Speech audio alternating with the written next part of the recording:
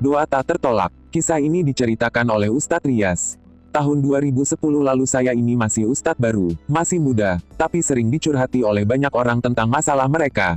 Mau tidak mau saya harus memberikan saran jalan keluar. Pegangan saya hanya dua, Quran dan hadis, dan saya yakini itulah kunci semua masalah.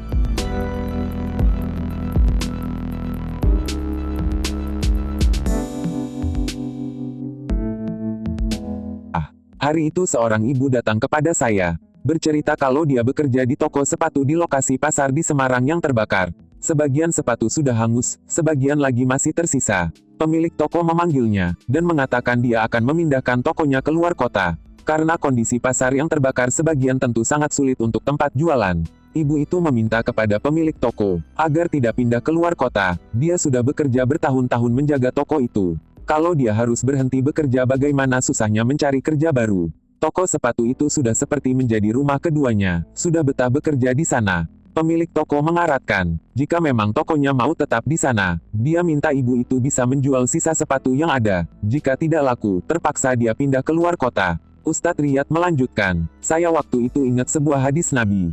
Usai sholat bacalah Al-Quran, lalu berdoalah. Orang yang membaca Al-Quran lalu berdoa maka doanya akan diaminkan oleh 40.000 malaikat. Saya minta amalan itu dilakukan oleh ibu itu.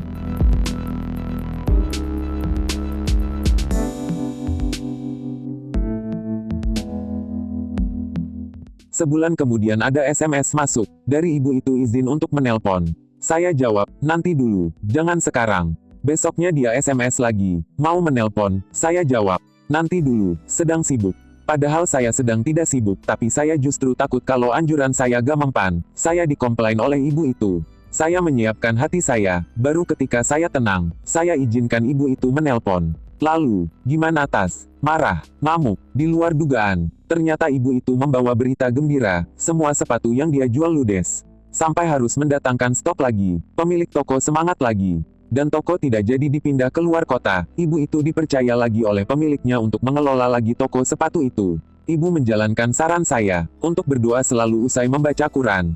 Tanya Ustadz Riyad. Iya Ustadz, saya tahu doa saya tidak bisa dikabulkan oleh Allah karena tertutup oleh dosa-dosa saya selama ini. Tapi di belakang saya ada 40.000 malaikat yang mengaminkan, malaikat itu tidak punya dosa di depan Allah. Masa Allah tidak mengabulkan?